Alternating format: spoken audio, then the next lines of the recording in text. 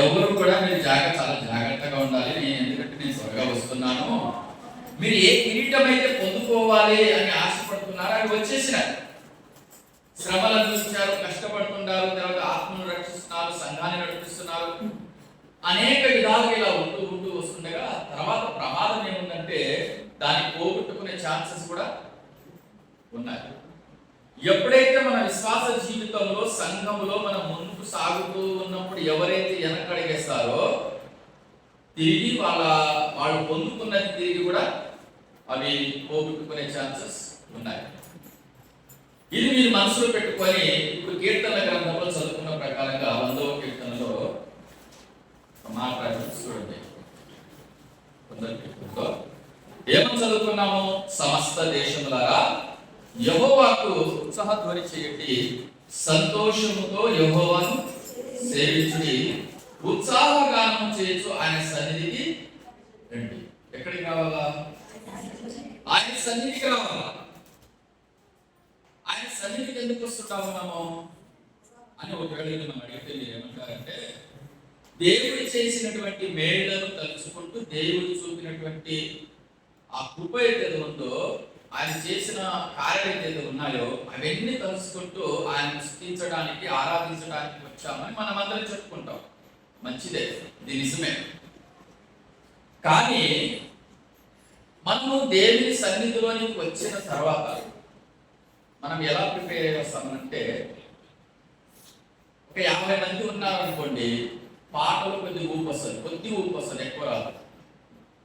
100 మంది ఉన్నామనుకోండి, ఇంకా కొద్దిగా ఉద్యోగం వస్తుంది. 200 మంది ఉన్నామనుకోండి, ఇంకా 200 మంది మధ్యలో ఈ రోజు నేను ఒక పాట పాడాలన్నా, ఒక కీర్తన చదవాలన్నా ఎంత ఉత్సాహంతో, ఎంత ప్రిపరేషన్తో వస్తాం మనము. మన డ్రెస్ బాగుంటుంది, తర్వాత మన నడవడిక బాగుంటుంది, అంత చాలా సైలెన్స్గా. పిల్లలు ఏమన్నా అల్లరి చేసినా కూడా ఏం చేస్తారు? జాగ్రత్త. ఎందుకు? అక్కడ ఎంతమంది ఉన్నారు? 200 మంది. 10 మంది ఉంటే పిల్లుడు ఎట్లా పోనీ, ఏమైనా చేయని, నీ పని నీదే, నా పని నాదే. 500 మంది ఈ రోజు మీటింగ్ ముందు నేను అక్కడ పోయి నేను నిలబడి వర్షిప్ చేయాలా, పాట పాడాలా, లేకపోతే ఆరాధన చేయాలంటే ఇంకా ఎంత జాగ్రత్తగా వస్తాం మనం. ఇంకా ఎంత జాగ్రత్తగా వస్తాం. నేను చెప్పే మాట జాగ్రత్తగా మీరు వినాలి. నేనేం చెప్పాను? మనం పొందుకున్నటువంటి కిరీటాలు, మనం పొందుకున్నటువంటి మహిమ, మనం పొందుకున్నటువంటి ఘనత, మనం పొందుకున్నటువంటి మెప్పు ఏదైతే ఉందో, రేపు న్యాయ సింహాసనపు తీర్పు ముందు నిలబడినప్పుడు తిరిగి పోగొట్టుకునే అవకాశం ఉంది.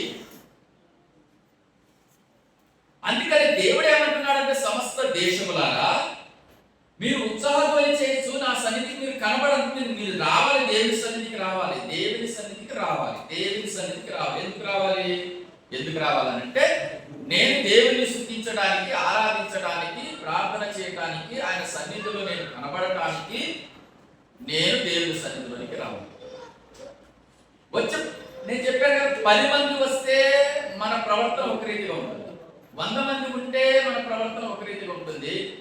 ఒకవేళ 200 మంది లేకపోతే 500 మంది ఉంటే మన ప్రవర్తన ఒక రీతిగా ఉంటుంది. కానీ దేవుడు దీన్ని కోరుకోడు.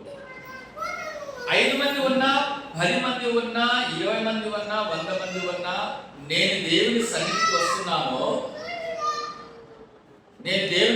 వస్తున్నాను, నన్ను చూసేవారు, నేను ఆరాధించి, నేను దేవుని సన్నిధిలో నిలబడి నేను ప్రార్థన చేసిన, ఆరాధన చేసిన, స్తుతించిన, నన్ను కోట్ల మంది మధ్యలో నేను స్తుతిస్తున్నాను అనేది మనం మర్చిపోకూడదు. ఎంతమంది నమ్ముతారా? అంటే నేను ఎక్కడ ఇంటి కాడ నుండి నేను బయలుదేరి వచ్చాను. ఎక్కడి నుండి? ఇంటి కాడ నుండి నేను బయలుదేరి వచ్చాను. దేవుని సన్నిధికి వచ్చాను. దేవుని సన్నిధికి వచ్చిన తర్వాత నేను ఎన్ని కోట్ల మంది మధ్యలో నేను నిలబడి ఆరాధన చేస్తున్నాను అని ఎప్పుడైనా విన్నారు?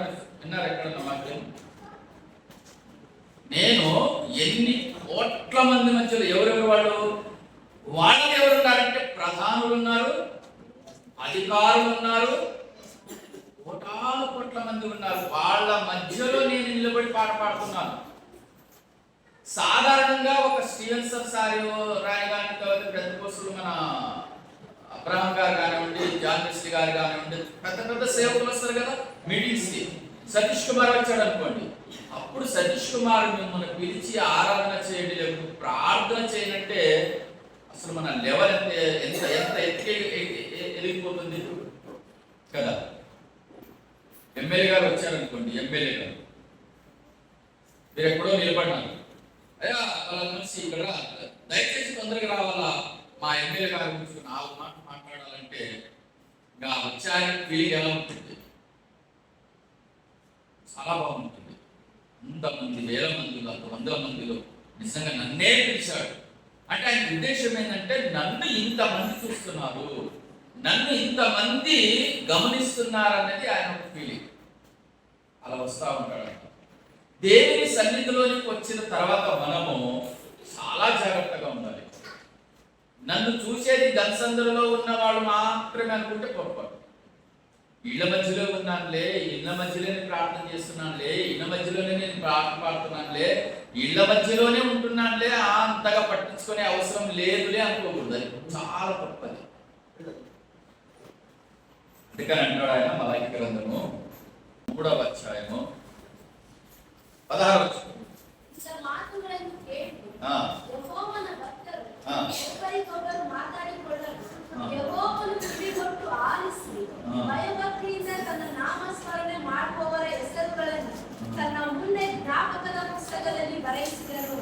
ఇక్కడ ఏమని రాయబడిందంటే ఎవరైతే ఆయన యందు భయభక్తులు కలిగి ఉన్నారో, ఎవరైతే ఆయన గురించి మాట్లాడుకుంటున్నారో, ఎవరు వింటున్నారంట? దేవుడు చెవి ఎగ్గి వింటున్నారంటే నేను ఇప్పుడు మాట్లాడేది మీరు వింటున్నారని కాదు. ఎవరు వింటున్నారు? దేవుడు వింటున్నాడు.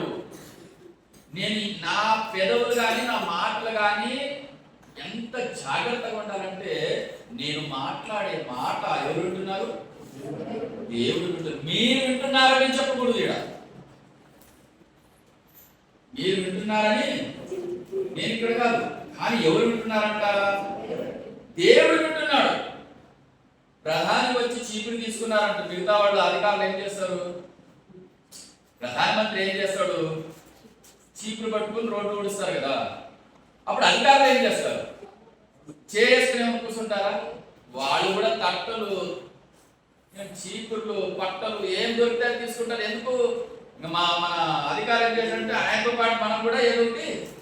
ఇప్పుడు దేవుడే చెవి ఎక్కి ఉంటున్నాడంటే ఆయన కింద ఉన్నటువంటి కోటాను కోట్ల దేవదూతలు కానివ్వండి, ఎంతమంది?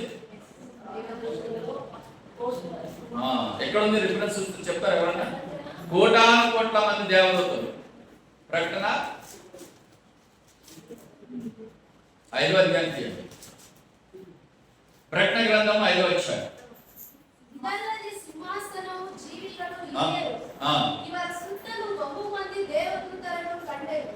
ಅವರ ಸಂಖ್ಯೆಯು ಕೋಟ್ಯಾನು ಕೋಟಿಯಾಗಿಯೂ ಲಕ್ಷವೋ ಲಕ್ಷವಾಗಿಯೂ ಇತ್ತು. ಅವರ ಸ್ವರವು ನನಗೆ ಕೇಳಿಸಿತು.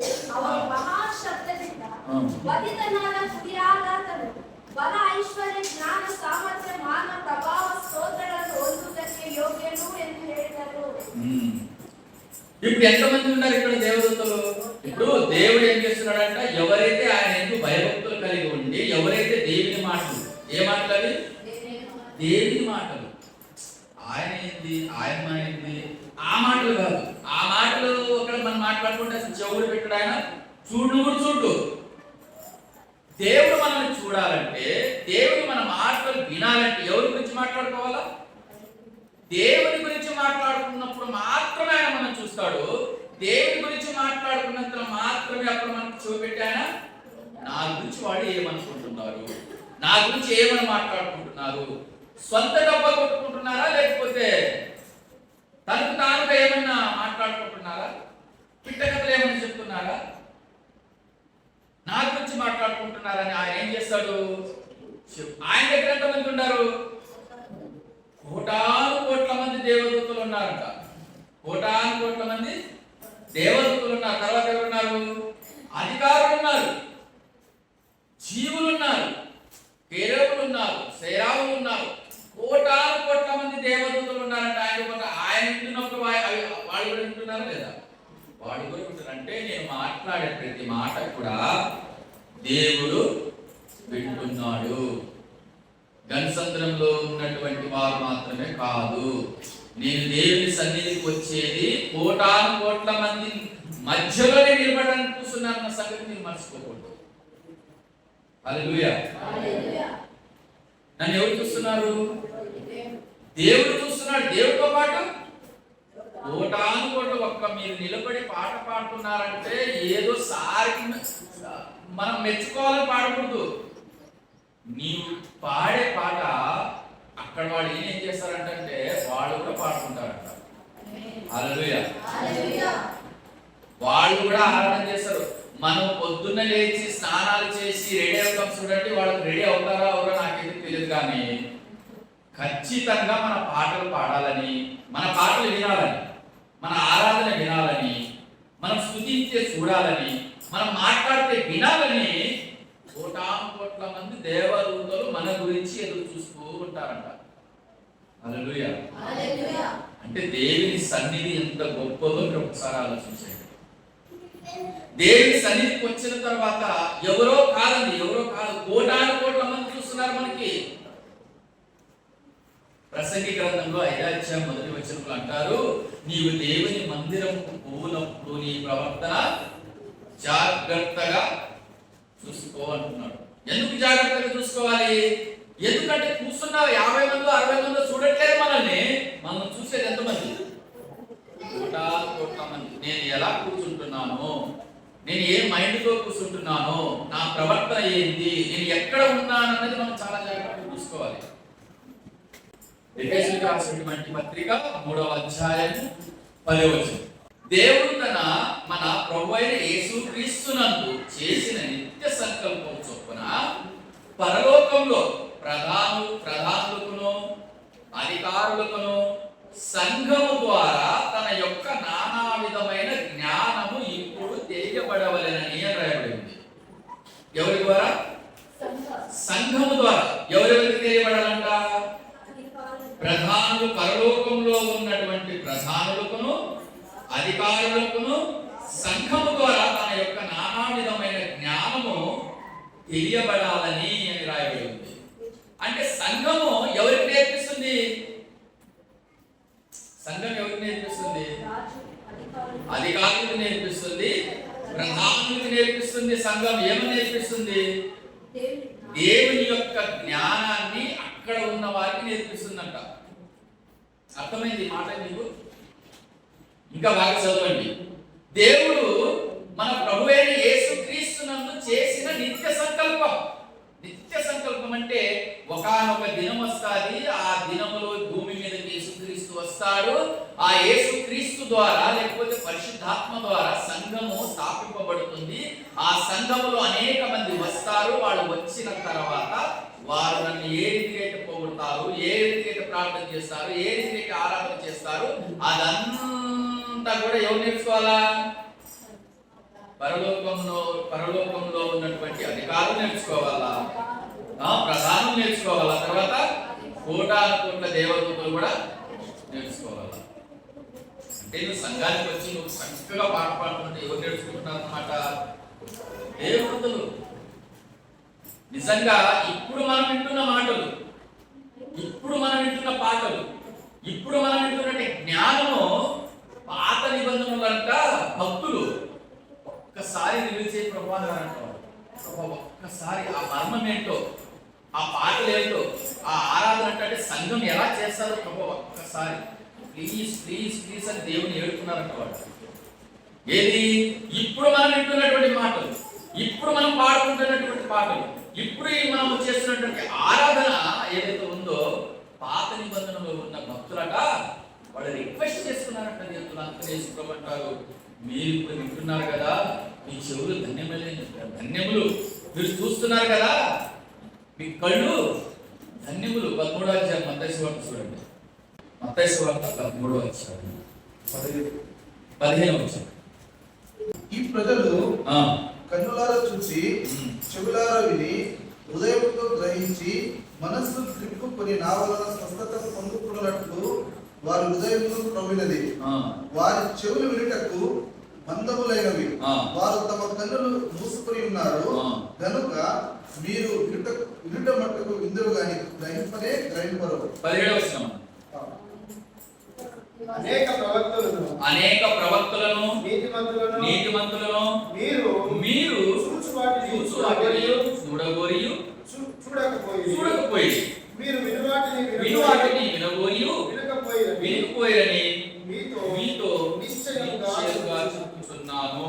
16వ వచనంలో ఏమన్నాడు? అయితే మీ కన్నులు చూస్తున్నవి కనుక అవి ధన్యములైనవి, మీ చెవులు వినుచున్నవి కనుక అవి ధన్యములైనవి. అనేక ప్రవక్తలు నీతిమంతులు మీరు చూచు వాటిని చూడగోరియు వినగో అంటే ఏదైతే మీరు వింటున్నారో అవి వినాలని చూడాలని వారు ఏం చేశారంట? అపేక్షించారంట. అంటే ఆశపడ్డారు. వాళ్ళు ఆశపడ్డారంటే వాళ్ళకి దేవుడు ఏం చేశాడంటే మొత్తం మర్మంగా పెట్టేశాడు. ఎందుకు మర్మంగా పెట్టేశాడు? ఒకానొక కాలంలో సంఘం స్థాపించబడుతుంది. ఆ సంఘం ద్వారా తన యొక్క నానా విధమైనటువంటి జ్ఞానము అప్పుడు అప్పుడు ఓపెన్ అవుతుంది. అప్పుడు మీరు విందురు కానీ ఇది దేవదూతలకు తెలియదు, ప్రధానులకు తెలియదు, అధికారులకు తెలియదు, పాత నిబంధనలో ఉన్నటువంటి భక్తులు కూడా తెలియదు. అందుకని నువ్వు దేవుని సన్నిధికి పోయినప్పుడు చాలా జాగ్రత్తగా ఉండాలి. నీకు కోట్ల మంది అధికారులు చూస్తున్నారు, ప్రధానులు చూస్తున్నారు. నాకు నేను మాట్లాడుకున్నాను అనుకోండి, నా పిల్లల గురించి, నా భార్య గురించి, నా ఫ్యామిలీ గురించి నేను మాట్లాడుకున్నాను అనుకోండి, ఆయన దృష్టి మళ్ళీపోతుందంట. ఎందుకు? నా గురించి మాట్లాడుకుంటే మాత్రమే ఆయన వింటాడు, ఆయన గురించి మాట్లాడితే మాత్రమే ఆయన వింటాడు, ఆయన గురించి పాడితే మాత్రమే ఆయన దృష్టి ఎక్కడైతే ఆయన గురించి పాడతారో జాగ్రత్తగా. అది కూడా ఎట్లా పడితే ఎట్లా కాదు, ప్రాక్టీస్ చేసి రావాలి. ఇంటికాడే పాటలు పాడడానికి ఎక్కడికి వస్తున్నాం మనము? కోట్ల మంది దగ్గరకు వస్తున్నాం మనము, ఆయన సన్నిధికి వస్తున్నాము. వాళ్ళు వింటున్నారు పాటలు, మనం చేసే ఆరాధన వాళ్ళు వింటున్నారు. విని అక్కడ చప్పట్లు కొడుతున్నారు వాళ్ళు, అక్కడ గంతులు వేస్తుంటారు వాళ్ళు. హల్లెలూయా. ఆయన మధ్యలో ఉంటే ఆయన చుట్టూ ఎవరున్నారు? కోట్ల దేవదూతలు ఉన్నారంట. పేతురు గారు రాసిన మొదటి పత్రిక చూడండి. పేతురు గారు రాసినటువంటి మొదటి పత్రిక 1వ అధ్యాయము 12వ వచనం. పరలోకము నుండి పంపబడిన పరిశుద్ధాత్మ వలన మీకు సువార్త ప్రకటించి వారి ద్వారా మీకు ఇప్పుడు తెలుపబడిన ఈ సంగతుల విషయమై తమ కొరకు కాదు కానీ మీ కొరకే తాము పరిచర్య చేసినను సంగతి వారు బయలుపరచబడెను. దేవదూతలు ఈ కార్యములను తొలగి చూడగోరుచున్నారు. ఏ కార్యములను? దేవదూతలు అంటే తొంగి చూస్తున్నారంట. ఎక్కడ? సంఘంలో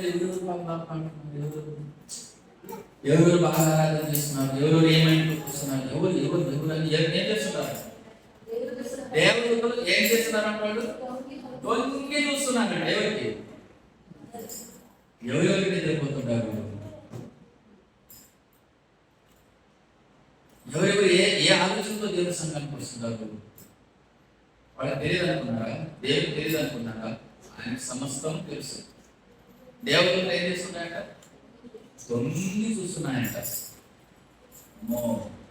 ఇంత జాగ్రత్త అంటే అందులో ఎంతమంది చూస్తున్నారు మనకి.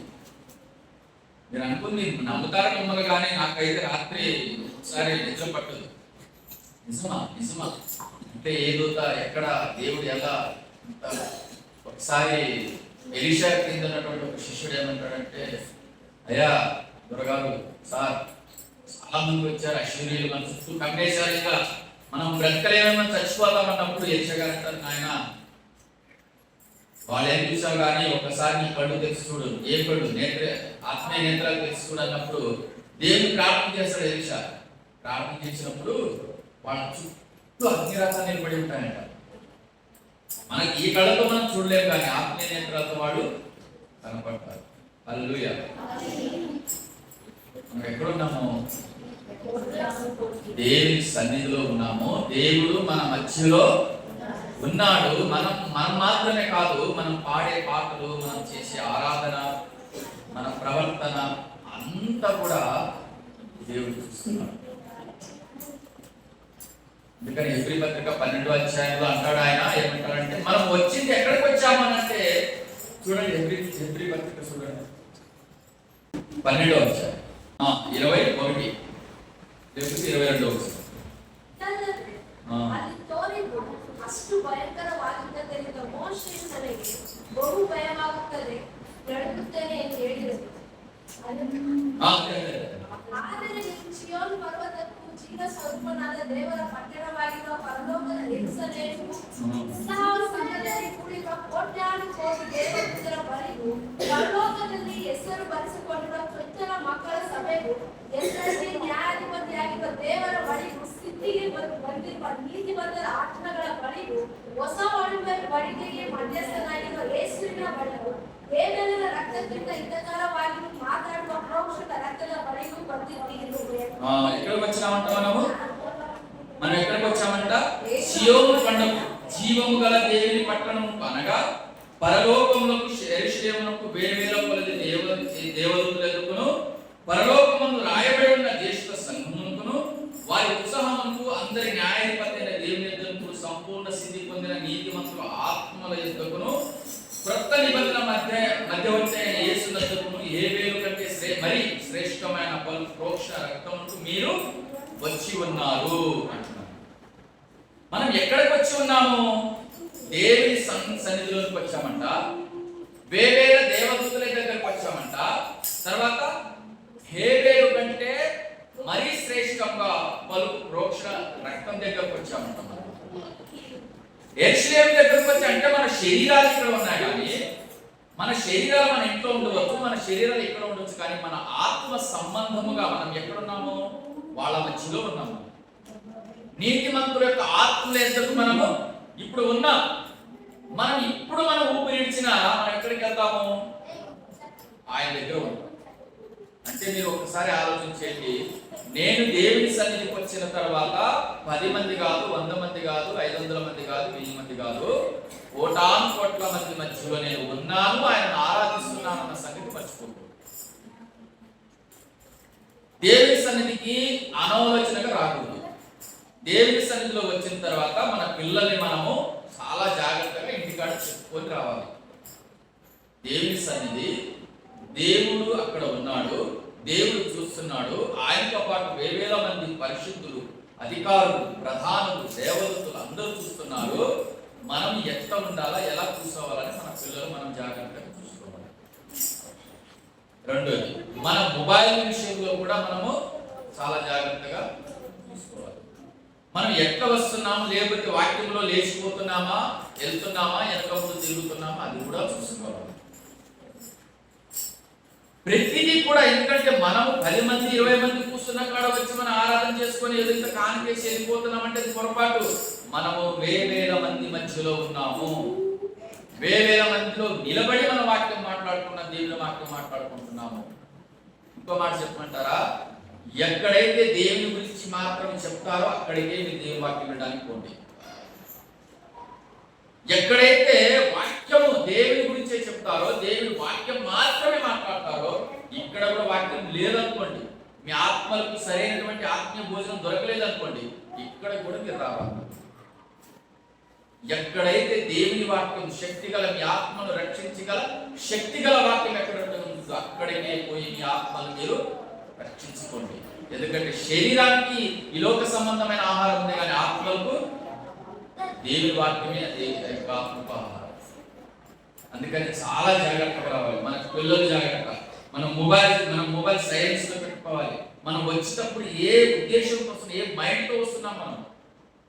ఎందుకంటే మన మధ్యలో దేవుడు, దేవదూతలు, అధికారులు, ప్రధానులు అంతమంది మధ్యలో కలిసి మనం అందరం ఆరాధించుకుంటున్నాం మనతో కలిసి. ఎందుకంటే అందుకని చూడండి, ఈ మన ఓసన్న గారి గురించి ఎంత గొప్పగా ఎదగడానికి కారణం ఏంటో తెలుసా మీకు? వారు కేవలం దేవుని స్తుతిస్తారు. హల్లెలూయా.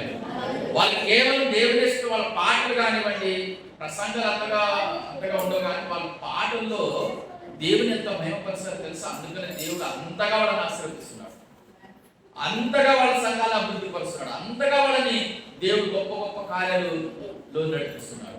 ఎప్పుడైతే మన పాటలు, మన ఎట్లా పడితే అట్లా పాడకూడదు. పాటలు మనం చాలా సాధన చేసి రావాలి. ఎట్లా పడితే అట్లా మనం మ్యూజిక్ కానివ్వండి, తర్వాత పాడటం కానీ గొంతు ఎట్టకపోతే పర్వాలేదు కాదు. అక్కడ స్తుతి ఆరాధన ఎలా ఉండాలంటే నిజంగా పరిశుద్ధుడు పరిశుద్ధుడు పరిశుద్ధుడు అని పాట పాడుతుంటే ఆ కడప గుమ్మలు ఉంటాయి కదా, అవి అదుగుతున్నాయంటారు, దడ్డ లాడిపోతున్నాయంట. హల్లెలూయా. అంటే మనం పాడే పాటలు కాదు. మనం ఆరాధన ఎలా చేస్తుంటాము? ఆరాధన ఎలా చేయాలంటే ఆరాధన చేసేటప్పుడు ఆరాధన మాత్రమే చేయాలి. అందులో మళ్ళీ మనం ప్రభా అని రిక్వెస్ట్ చేయకూడదు. మళ్ళీ ఏంది ప్రభా అది ప్రభా ఇది ప్రభా అడిగేటప్పుడు అడగాలి, ఆరాధన చేసేటప్పుడు ఆరాధన చేయాలి. ఆరాధన ఎలా చేయాలంటే నేను ఒక మంచి పాట ఎన్నుకోవాలా, ఆరాధనకు సంబంధించిన పాట ఎన్నుకోవాలా. పాటలతో పాడే అవసరం లేదు. ఒక 2-3 పాటలు ఎన్నుకోండి. ఆ పాటలో ఒక చరణం, ఒక పల్లవి పాడిన తర్వాత ఆయన చేసిన అద్భుత కార్యాలు ఉంటాయి కదా, వాటిని చూసి మీరు పొగడండి.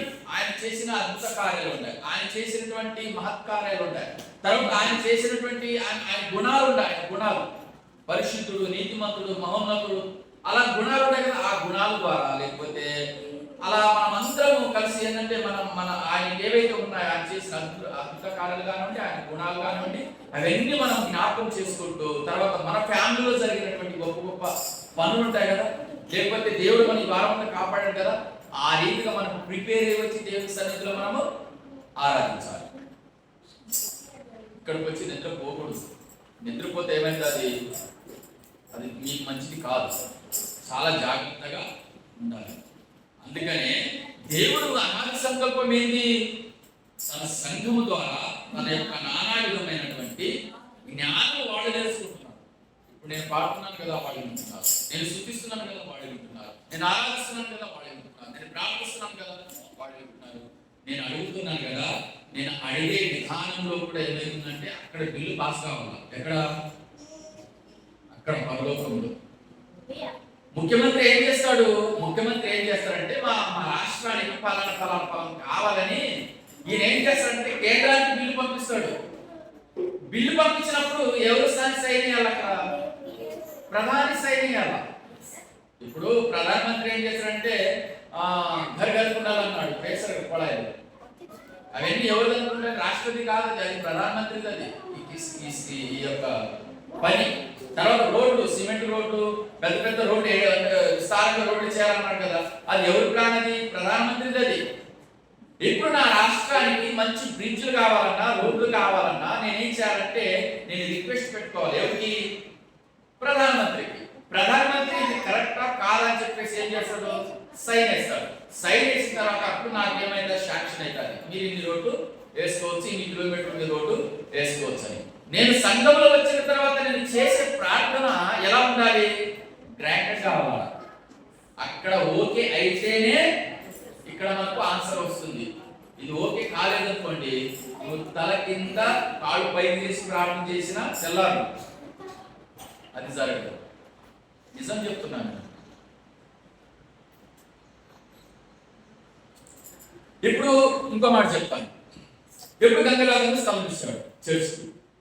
గంగరాజును స్థలం ఇచ్చాడు కాబట్టి ఇప్పుడు గంగరాజును స్థలం ఇచ్చాడు, తర్వాత విలియం సారం చేశాడు, ఇక్కడ మందిరం కట్టించాడు.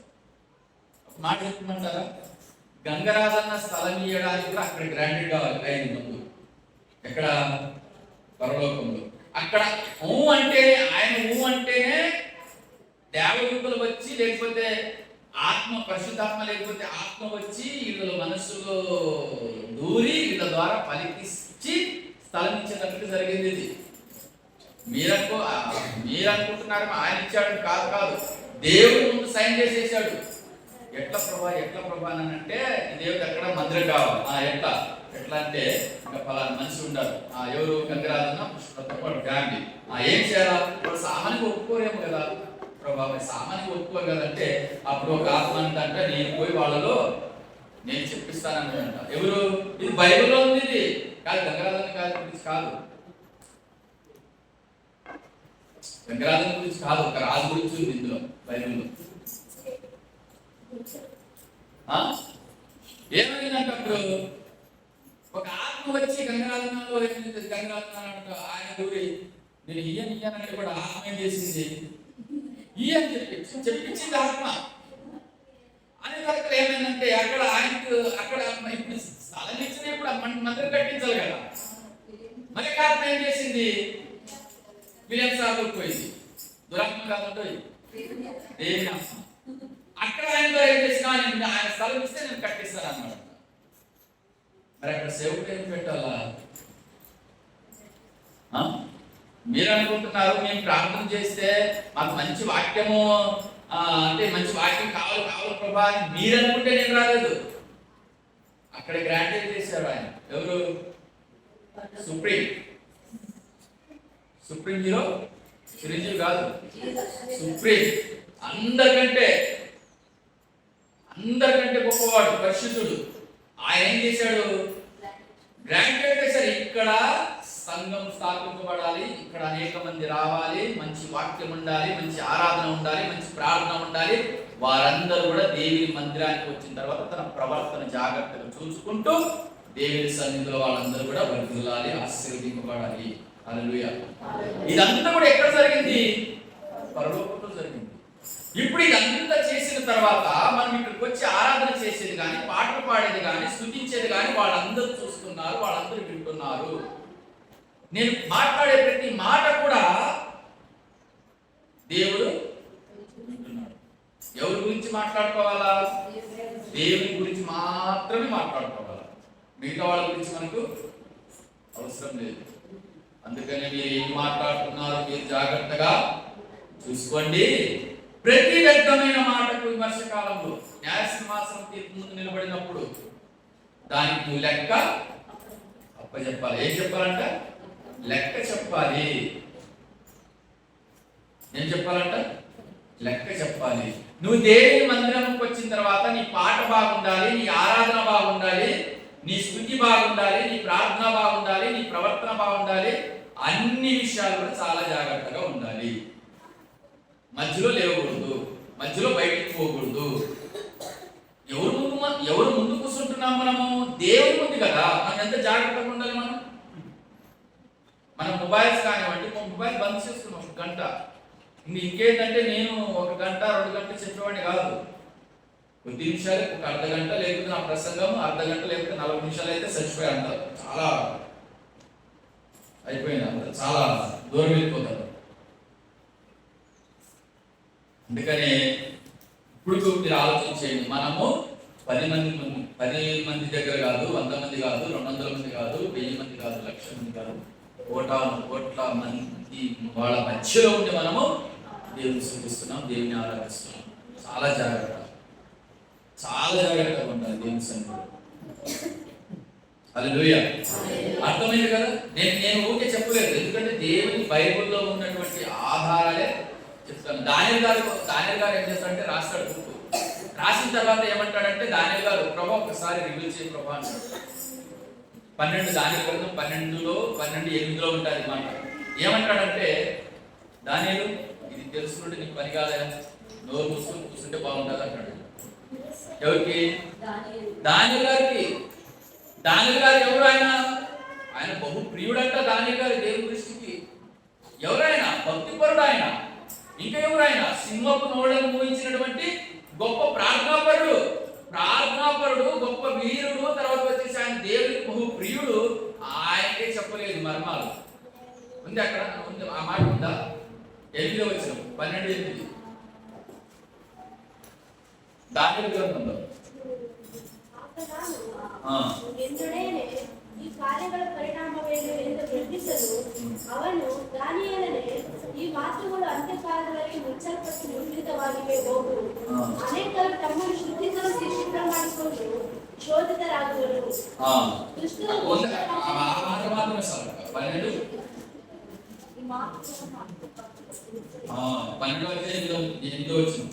నేను వీటిని కానీ గ్రహింపలేకపోతే నా ఎదిగిన వాడు వీటిని అంతమేమని నేను అడగగా అతడు ఈ సంగతులు అంత్యకాలం వరకు మరుగుగా ఉండునట్లు ముద్రింపబడి ఉన్నవి కనుక రాలేదు, నీవు నోరు మూసుకొని కూర్చో, తెలుసుకున్నట నీ పని కాదు. అది ఎప్పుడు రివీల్ అవుతాయి? సంఘము ద్వారా నీకు వెళ్తాయి. సంఘము ద్వారానే అవి నీకు బయలుపరచబడతాయి. అంత్యకాలంలో, అంత్యకాలం ఎప్పుడు? అంత్యకాలం అంటే యేసుక్రీస్తు వచ్చింది అంత్యకాలం. హెబ్రీయులకు రాసిన పత్రిక 1వ అధ్యాయం చూడండి, మనకు వచ్చింది ఇది కూడా. ನಮ್ಮ ಪಿತೃಗಳ ಸಂಗಡ ಪ್ರವಾಸಿಗಳ ಬಾಯಿಂದ ಭಾಗವಾಗಿಯೂ ವಿಧವಿಧವಾಗಿ ಮಾತಾಡಿದ ದೇವರು ಈ ಅಂತ್ಯ ದಿನಗಳಲ್ಲಿ హెబ్రీ పత్రిక రాసేటప్పటికి ఏమైందంట? అంత్య దినములు వచ్చేసినాయి. అప్పుడే అంత్య దినములు. ఏమని రాయబడింది? పూర్వకాలమందు నానా సంఘంలోను నానా విధములుగా ప్రవక్తల ద్వారా మన పితరులతో మాట్లాడిన దేవుడు ఈ దినములంతమందు మన కుమారుని ద్వారా మనతో, ఏ దినములంతమందు? హెబ్రీ పత్రిక రాసేటప్పటికే అంత్య దినాలు. అప్పటి నుండి ఇప్పటి వరకు అంత్య దినాలు నడుస్తూనే ఉన్నాయి. దాని గారికి ఏం చెప్పాడు? దానియేలు ఒక ప్రజ వస్తుంది, ఆ సంఘము ద్వారానే నానా విధమైనటువంటి జ్ఞానము నీవు తెలుసుకుంటావు. నేను చెప్పిన అబ్రాహం గారు కూడా వింటుంటారు మెసేజ్ ఇది. ఇస్సాక్ గారు, ఇశ్రాయేలు, పాత నిబంధనలో ఉన్నటువంటి భక్తులందరూ వాళ్ళు వినలేరు కదా, వినలేదు. వాళ్ళు వినగోరి వినలేకపోయారు, చూడగోరి చూడలేకపోయారు కదా. దేవదూతలు కూడా దొంగ చూడగోరు కోరుకున్నారు కదా. వాళ్ళందరూ కూడా ఇప్పుడు ఏం చేస్తున్నారు? మనం పాడే పాటలు వింటున్నారు, మన శుద్ధి, మన ఆరాధన, మన ప్రార్థన అంతా వింటున్నారు. చెవులు గలవాడు వినుగాక. ఎందుకు చెప్తున్నాను? మీరు నమ్మరేమో, కొంతమందికి డౌట్ ఏమో, ఇది నిజమా ఇది? కోటాను కోట్ల మంది నీ మధ్యలో మనం ఉన్నామా? నేను ఆరాధించేది, స్తుతించేది, నేను చేసే కార్యక్రమాలు కానీ, పనులు కానీ, దేవుడి పట్ల పడే ప్రయాస కానీ అంతా చూస్తున్నారు వాళ్ళు. బైబిల్ చెప్తుంది. అందుకని ప్రతిసారి నన్ను దేవుడు చూస్తున్నాడు, దేవుడు చూస్తున్నారు. మనుషులు చూడకపోవచ్చు కదా. మనుషులు కళ్ళు కప్పొచ్చు, కానీ దేవుని కళ్ళు కప్పలేము. చూస్తాడు ఆయన. ఎట్లా చూస్తాడంటే, నా నోటికి మాట రాకముందే ఆయనకు తెలుసు, నా హృదయంలో ఆలోచన పుట్టక ముందే తెలుసు, నేను ఏ ప్రవర్తనతో వస్తున్నాను ఆయన మొత్తము తెలుసు. అందరూ చూస్తున్నారు, ఆయన మొత్తం రాసుకుంటాడు, మొత్తం కూడా ఆయన తెలుసుకుంటాడు. హల్లెలూయా. కాబట్టి దేవుని సంఘానికి వచ్చేటప్పుడు, అందుకని కీర్తనకారుడు ఏమన్నాడు చూడండి, ముగిస్తాను. కీర్తనకారుడు 1వ అధ్యాయం ఏమన్నాడు? సమస్త దేశములారా యెహోవాకు ఉత్సవధ్వని చేయుడి, సంతోషంతో యెహోవాను సేవించుడి, ఉత్సాహగానం చేస్తూ ఆయన సన్నిధికి రండి. ఉత్సాహగానం చేస్తూ రావాలి నేను. 4వ వచనం, కృతజ్ఞతలు చెల్లించు ఆయన గుమ్మములో ప్రవేశించుడి, కీర్తనలు పాడుతూ ఆయన ఆవరణలో ప్రవేశించుడి. అట్లా రావాలి మనమందరం కూడా దేవుని సన్నిధిలో. ఎందుకంటే మనం వింటున్నామని కాదు, మనం చూస్తున్నామని కాదు, కానీ కోట్ల మంది దేవదూతలు, పాత నిబంధనలో ఉన్నటువంటి భక్తులు, 24 పెద్దలు, ప్రధానులు, అధికారులు సంఘము ద్వారా ఇవన్నీ కూడా వింటున్నారు. ఇప్పుడు నేను మాట్లాడేది కూడా వాళ్ళు వింటున్నారు. మీరు ఎలా వింటున్నారో కూడా వాళ్ళు చూస్తున్నారు. హల్లెలూయా. కాబట్టి ఈ విషయాలు జ్ఞాపకం ఉంచుకోండి. ప్రార్థన చేసుకుంటాం. ವಾಸ ಮಾಡುವಂತ ಪ್ರೀತಿಯುಳ್ಳ ನನ್ನ ತಂದೆಯಾದಂತ ದೇವರೇ, ನಿಮಗೆ ವಂದನೆಗಳ ಸ್ವಾಮಿ. ಇಷ್ಟರವರೆಗೂ ಕರ್ತನೆ ಕಿವಿಯುಳ್ಳವರಾಗಿ ನಿನ್ನ ಮಾತುಗಳು ನಾವು ಕೇಳಿದ್ದೀವಪ್ಪ. ನಿನ್ನ ಮಾತುಗಳು ಕೇಳಿರುವುದೇ ಅಲ್ಲ ಕರ್ತನೆ, ಅದಕ್ಕೆ ಪ್ರಕಾರವಾಗಿ ನಾವು ಜೀವಿಸುವಂತೆ ನಮ್ಮ ಹೃದಯಗಳಲ್ಲಿ ನೀನು ಮಾತನಾಡಬೇಕೆಂದಾಗಿ ಈ ಸಮಯದಲ್ಲಿ ಪ್ರಾರ್ಥನೆ ಮಾಡುವಂತವರಾಗಿದ್ದೀವಿ ಕರ್ತನೆ. ನಿಮಗೆ ವಂದನೆಗಳಪ್ಪ. ನಿಮಗೆ ವಂದನೆಗಳು ಸ್ವಾಮಿ. ಹೌದು ಕರ್ತನೆ, ನಿನ್ನ ದೇವದೂತರು ಸ್ವಾಮಿ ಬಗ್ಗೆ ನೋಡು ಸಾರೆಂಬುದಾಗಿ ನಾವು ಕೇಳಿದ್ದೀವಿ ಕರ್ತನೆ. ನಮ್ಮ ನಡೆ ನುಡಿ, ನಮ್ಮ ಬಾಯಿ ಮಾತುಗಳನ್ನು ನೋಡುವಂತ ದೂತರ ಮುಂದೆ ನಾವು ಹೇಗಿರಬೇಕೆಂಬುದಾಗಿ ಕರ್ತನೆ ನಮ್ಮನ್ನು ರೂಪಿಸಬೇಕೆಂದಾಗಿ ಈ ಸಮಯದಲ್ಲಿ ಪ್ರಾರ್ಥನೆ ಮಾಡುತ್ತಾ ಇದ್ದೇವೆ ಕರ್ತನೆ. ನಿಮಗೆ ವಂದನೆಗಳಪ್ಪ. ನಿಮಗೆ ವಂದನೆಗಳು ಸ್ವಾಮಿ. ಇಷ್ಟರವರೆಗೂ ನಮ್ಮನ್ನು ಕಾದು ಕಾಪಾಡಿರುವಂತ ದೇವರೇ, ನಿಮಗೆ ವಂದನೆಗಳನ್ನು ಸಲ್ಲಿಸ್ತಾ ಇದ್ದೀವಿ ಕರ್ತನೆ. ನಿಮಗೆ ವಂದನೆಗಳು. ಮತ್ತು ಬಂದಿರುವಂತ ನಮ್ಮೆಲ್ಲರನ್ನು ಸ್ವಾಮಿ, ನಾವು ಬಂದಿರೋ ರೀತಿಯಲ್ಲಿ ಹಿಂದಿರುಗಿ ಹೋಗಬಾರದು ಕರ್ತನೆ. ನಿಮ್ಮ ಸತ್ಯದ ಮಾತುಗಳನ್ನು ನಾವು ನಮ್ಮ ಹೃದಯದಲ್ಲಿ ಅಡಗಿಸಿಕೊಂಡು ಆ ಮಾತುಗಳು ನಾವು ಇತರರಿಗೆ ಹಂಚುವಾಗ ನೀನು ನಮ್ಮ ಸಂಗಡ ಎಂದು ನೀನು ಬೋಧನೆ ಮಾಡಬೇಕೆಂದಾಗಿ ಪ್ರಾರ್ಥನೆ ಮಾಡುತ್ತಾ ಇದ್ದೀವಿ ಸ್ವಾಮಿ. ಅಪ್ಪ ನಿಮಗೆ ವಂದನೆಗಳು ರಾಜ. ಮುಂದಿನ ಸಮಯವನ್ನು ನಿಮ್ಮ ಪಾದಕ್ಕೆ ಒಪ್ಪಿಸಿಕೊಳ್ತಾ ಇದ್ದೀವಿ ಕರ್ತನೆ. ನೀನು ತಾನೇ ಮಹಿಮೆ ಹೊಂದಬೇಕೆಂದ ಪ್ರಾರ್ಥಿಸ್ತಾ ಇದ್ದೀವಿ ರಾಜ. ಮತ್ತು ಕರ್ತನೆ, ಶನಿವಾರ ಭಾನುವಾರ ನಡೆಯುವಂತಹ ಕೂಟಗಳನ್ನು ನೀನು ಆಶೀರ್ವಾದ ಮಾಡು ಸ್ವಾಮಿ. ಯಾವ ಅಡ್ತೆಗಳನ್ನು ಆಗದಂತೆ ಸ್ವಾಮಿ ನೀನು ಸಂಗಡ ನಮ್ಮ ಸಂಗಡ ಇದ್ದು ನೀನು ಕಾರ್ಯಗಳನ್ನು ಮಾಡಬೇಕೆಂದಾಗ ಪ್ರಾರ್ಥನೆ ಮಾಡುತ್ತಾ ನಮ್ಮ ಒಡೆಯನು ರಕ್ಷಕನಾಗಿರುವಂತ ಏಸಪ್ಪ ನಿಮ್ಮ ಹೆಸರಿನಲ್ಲಿ ಬೇಡುತ್ತಾ ಇದ್ದೀನಿ ನಮ್ಮ ಜೀವಳ ತಂದೆ.